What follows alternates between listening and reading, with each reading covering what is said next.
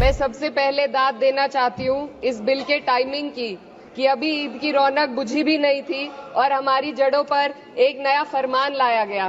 निसार में तेरी गलियों पे है वतन, जहाँ चली है रिवाजों गैर कि कोई ना सर उठाकर चल सके। ये वही सरकार है जिसने राम जन्मभूमि ट्रस्ट में ये लिख दिया कि जिला अधिकारी भी अगर होगा तो हिंदू होना चाहिए।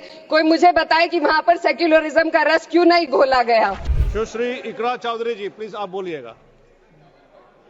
धन्यवाद सभापति जी।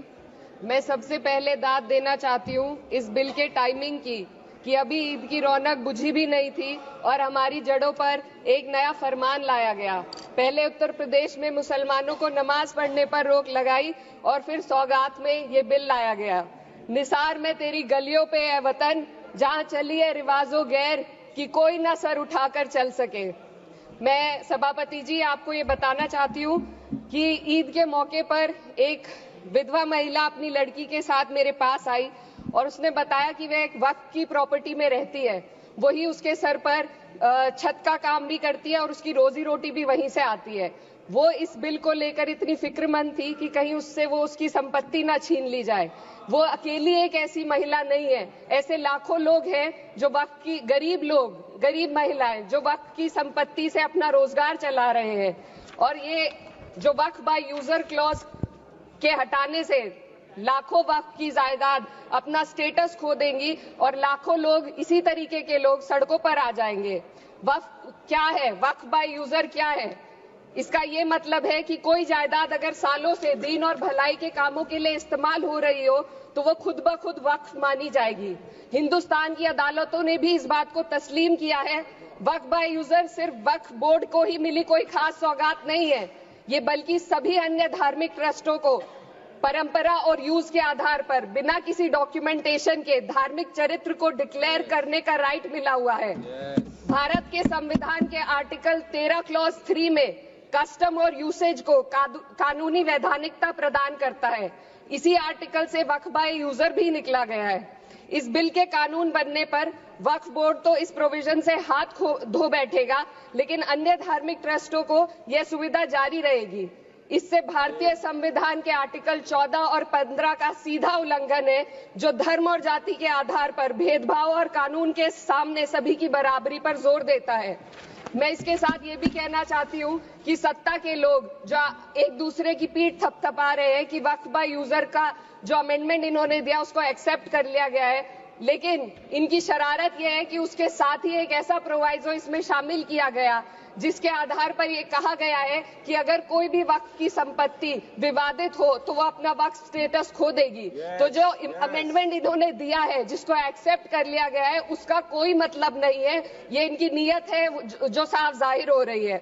सोने पर सुहागा एक काम और किया है। सरकार ने वक्फ की कानून के सेक्शन 107 को हटाकर लिमिटेशन एक्ट में 12 साल तक ही किसी के खिलाफ अदालत में जाने का प्रोविजन है। सेक्शन 107 में बोर्ड को लिमिटेशन एक्ट से राहत मिली हुई थी। वक्फ बोर्ड कभी भी अवैध कब्जाधारियों के खिलाफ अदालत जा सकता था। अगर ये सेक्शन ना हो तो अवैध कब्जा करने वाले लोग कानूनी प्रक्रिया का फायदा उठाकर वक्फ की प्रॉपर्टी को हड़प सकते हैं। अन्य धार्मिक ट्रस्टों पर भी ये लिमिटेशन एक्ट लागू नहीं होती, तो फिर वक्फ बोर्ड के साथ ये सौतेला रवैया क्यों किया जा रहा है? धर्म को देखकर दोहरी नीति क्यों अपनाई जा रही है? सेक्शन 107 और वक्फ बाय यूजर को अगर एक साथ पढ़ा जाए तो इससे लाखों वक्फ की प्रॉपर्टी पर कब्जा किया जाएगा। इसलिए ये बिल मुसलमान की भलाई का नहीं बल्कि उनके वजूद और विरासत को मिटाने का बिल है।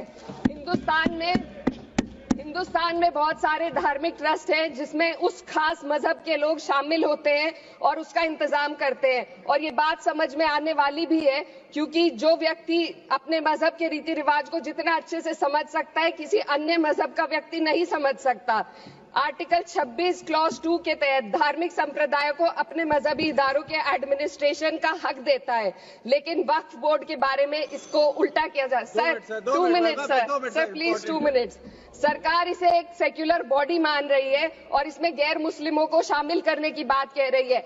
आपके मुंह से सेक्युलरिज्म की बात सुनकर अच्छा लगा, लेकिन अगले ही पल ये भ्रम टूट जाता है, क्योंकि आपको सिर्फ दान देने के लिए प्रैक्टिसिंग मुस्लिम का आपने क्लॉज डाला है, लेकिन बोर्ड में बैठने के लिए मुस्लिम होने की कोई आपकी क्लॉज नहीं है। तो इससे आपकी जो दोहरी नीति है वो साफ जाहिर होती है। ये वही सरकार है जिसने राम जन्मभूमि ट्रस्ट में ये लिख दिया कि जिला अधिकारी भी अगर होगा तो हिंदू होना चाहिए। कोई मुझे बताए कि वहां पर सेक्युलरिज्म का रस क्यों नहीं घोला गया।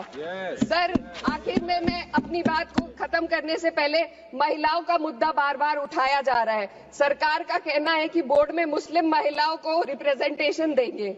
इस कानून से पहले भी मुस्लिम महिलाएं बोर्ड में मेंबर रह चुकी हैं और मिनिमम 2 का प्रोविजन था, उससे ज्यादा भी हो सकती थी।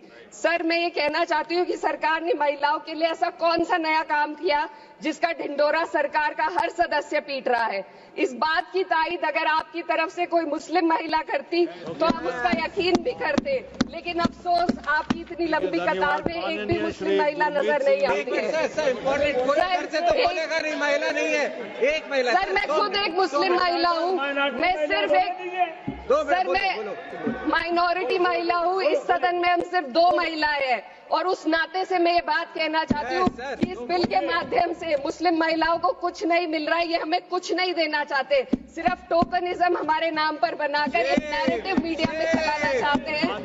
तो ये बिल मुसलमान की भलाई का नहीं, उनकी पहचान को मिटाने का है। सर, अंत में मैं बस यही कहना चाहती हूँ कि कागजों की कैद में बस नाम रह जाएंगे, वो जो हमारे थे सिर्फ दावे में रह जाएंगे। इस बिल के द्वारा मीठी ईद के जायके को कड़वा करना, यही असली सौगाते मोदी था। बहुत बहुत